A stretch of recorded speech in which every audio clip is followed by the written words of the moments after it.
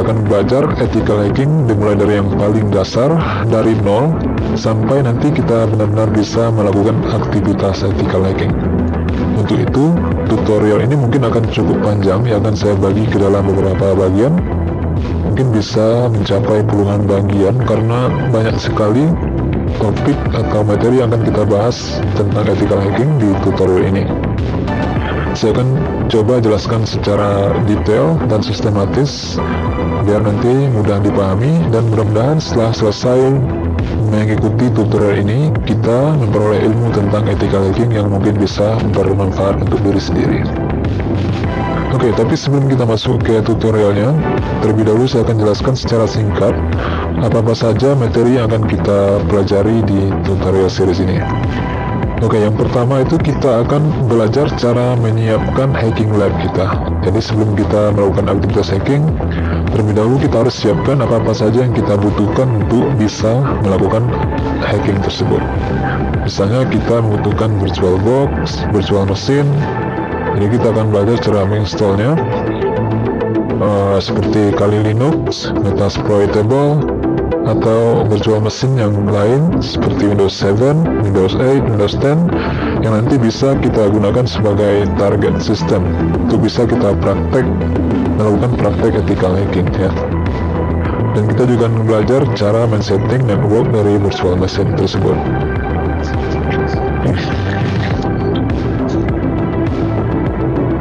Oke, semuanya itu kita lakukan di tahap penyiapan hacking lab kita. Nah, setelah selesai menyiapkan hacking lab kita, selanjutnya kita akan belajar sedikit tentang komen-komen dasar Kali Linux. Oke, karena di sepanjang tutorial ini kita akan menggunakan Kali Linux sebagai operating system untuk kita bisa melakukan aktivitas ethical hacking. Jadi kita harus paham dulu komen-komen dasarnya ya, untuk mempermudah kita nanti dalam melakukan aktivitas ethical hacking. Ya, komen-komen dasar yang paling sering kita gunakan seperti system navigation, file dan dir management, file system, sudo privilege, dan sebagainya. Oke, setelah kita menguasai komen-komen dasar Kali Linux, barulah selanjutnya kita akan mulai belajar hacking ya. Nah, kita akan masuk ke tahap yang pertama dari hacking itu sendiri, yaitu tahap yang disebut dengan reconnaissance atau information gathering, yang artinya kita mengumpulkan informasi tentang target system. Ya, kita akan kumpulkan semua informasi yang penting tentang target system yang bisa kita gunakan nanti untuk hacking. Ya, misalnya IP address ataupun physical address-nya, kemudian email address, username, dan sebagainya. Dan tool yang bisa kita gunakan untuk melakukan aktivitas information gathering ini seperti Whois, WordWeb, The Harvester, Hunter.io, Sherlock, dan banyak lagi tool-tool yang lain, baik yang sudah ada di Kali Linux ataupun tool yang bisa kita download dari internet seperti dari GitHub ya. Jadi kita akan pelajari semua tool tersebut. Dan selain itu, kita juga akan belajar cara membuat tool sendiri. Jadi tidak hanya kita belajar cara menggunakan tool yang sudah ada, yang sudah dibuat oleh orang, kita juga akan belajar cara membuat tool sendiri ya, dengan menggunakan bahasa Python. Oke, ini tahap pertama dari hacking, yaitu reconnaissance atau mengumpulkan informasi ya. Nah, setelah kita kumpulkan informasi seperti IP address tadi, nah IP address itu bisa kita gunakan untuk melakukan scanning ya. Nah, scanning ini sebenarnya juga information gathering, tapi informasi yang kita kumpulkan itu informasi yang boleh dikatakan private atau privat ya, atau yang lebih mendalam tentang sebuah target system. Jadi scanning ini tidak seenak kita ya. Kita boleh melakukan scanning jika ada izin dari yang memiliki sistem tersebut. Jadi kalau tidak ada izin, maka aktivitas scanning ini dikatakan aktivitas ilegal ya. Untuk tujuan scanning ini nanti kita akan gunakan virtual machine seperti Metasploitable ya. Kita akan scan Metasploitable untuk praktek melakukan scanning. Oke. Informasi yang kita cari di scanning ini cukup mendalam ya, supaya nanti bisa kita gunakan untuk mencari kelemahan dari sistem tersebut dari informasi yang kita peroleh dari scanning. Nah, di tahap scanning ini kita akan bahas beberapa poin sini seperti TCP, UDP. Kemudian kita akan belajar cara melakukan port scanning, port service version scanning. Kita juga akan bahas tentang firewall dan bagaimana cara kita bisa melewati firewall, tidak dihalang oleh firewall saat melakukan scanning ya. Misalnya dengan menggunakan decoys dan paket fragmentation teknik nanti, ataupun security evasion dengan nmap. Yang kita akan pelajari semua ya. Jadi tool yang kita gunakan adalah NetDiscover dan juga nmap. Selain itu kita juga belajar membuat tool port scanner sendiri dengan bahasa Python. Oke.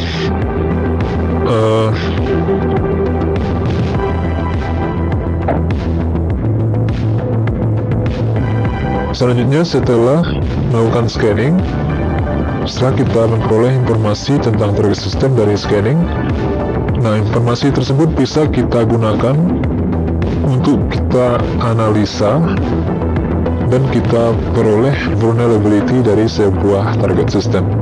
Nah, ini disebut dengan tahap vulnerability analysis.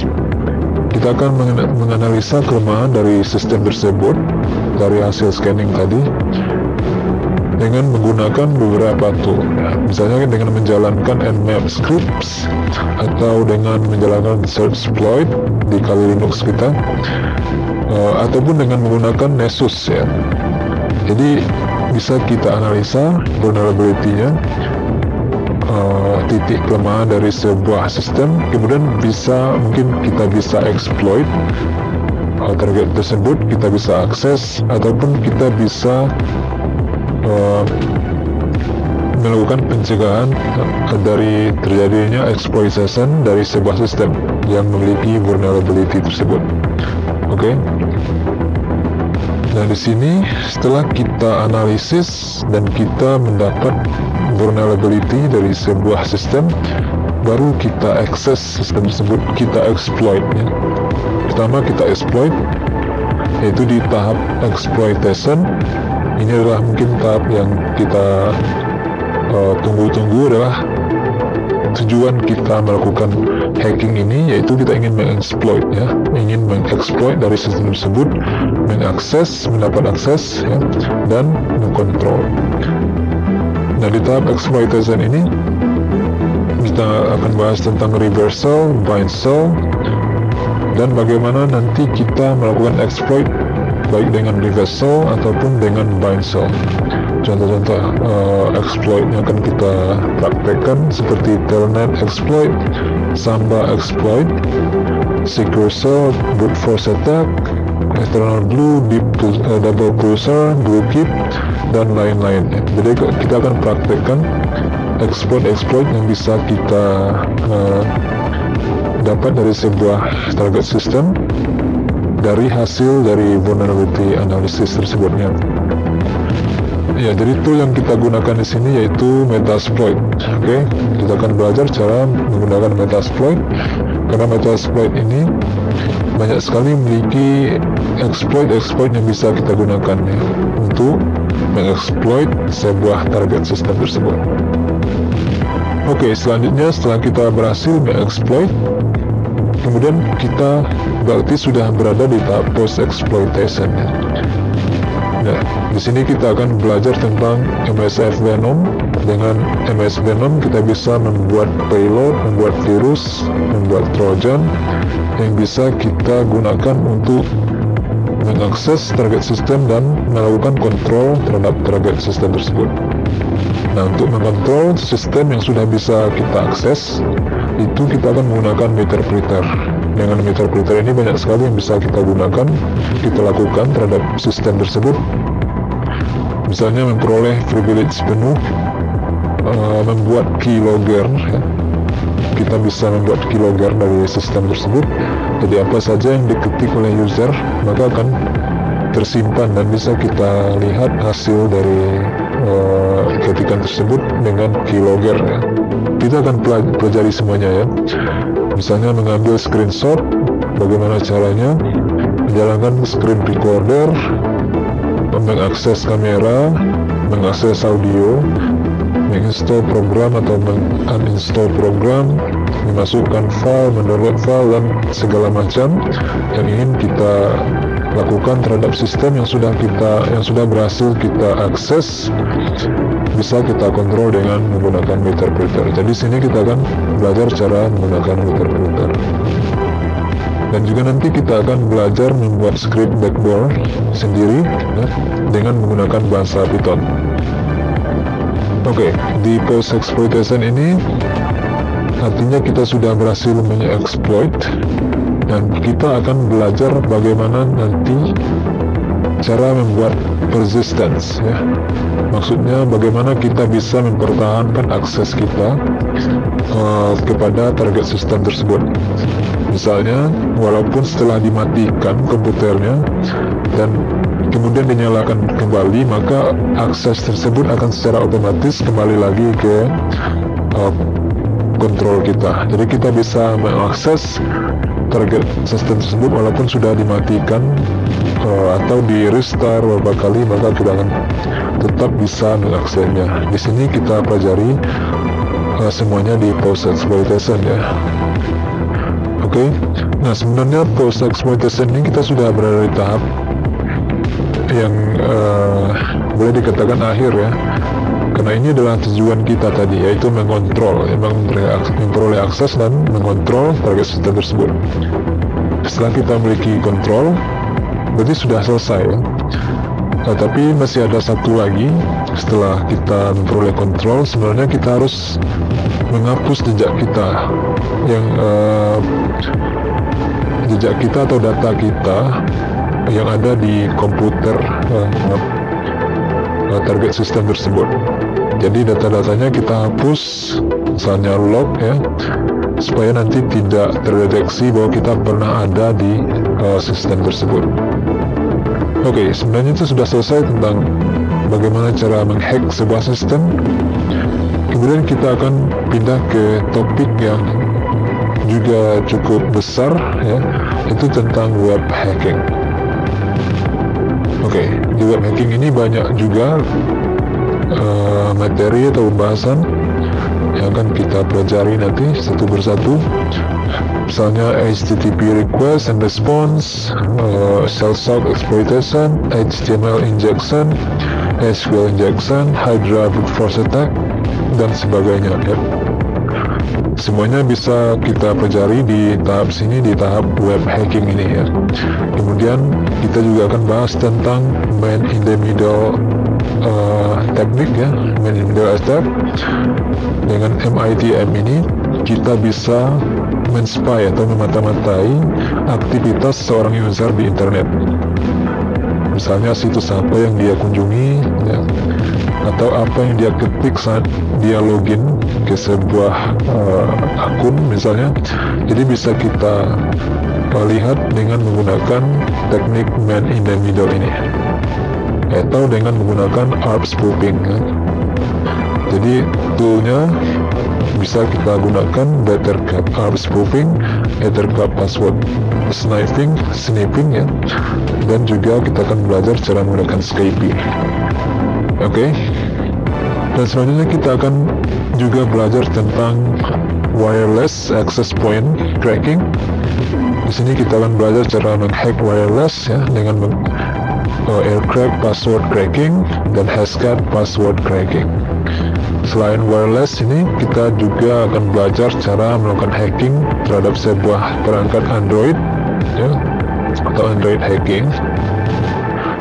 Jadi di sini kita belajar beberapa hal, cara menginstall Kali Linux di Android ya, menggunakan Metasploit di Android, mengakses Android dengan Meterpreter ya, menggunakan Evil Droid, Lemon Framework, Ghost Framework, Ngrok, dan sebagainya. Di sini kita pelajari di tahap Android hacking. Dan juga nanti untuk kita yang ingin menghack melalui perangkat Android mobile, itu bisa kita gunakan Termux ya. Jadi kita bisa juga melakukan hacking menggunakan Termux. Jadi kita akan bahas di sini beberapa poin. Misalnya cara menggunakan Nmap di Termux, OSScans Tool, HTTrack Clone Website, menggunakan NSLookup Tool di Termux ya, Darkfly Tool, Herald Hawk, LazyMux dan sebagainya. Oke, jadi semuanya lengkap dari sistem komputer sampai ke web hacking, wireless hacking, Android hacking, dan sampai juga ke hacking dengan menggunakan Termux. Oke, kira-kira itu saja yang akan kita pelajari di tutorial series ini. Saya harap nanti kita bisa selesaikan dari awal tadi sampai ke terakhir Termux ya.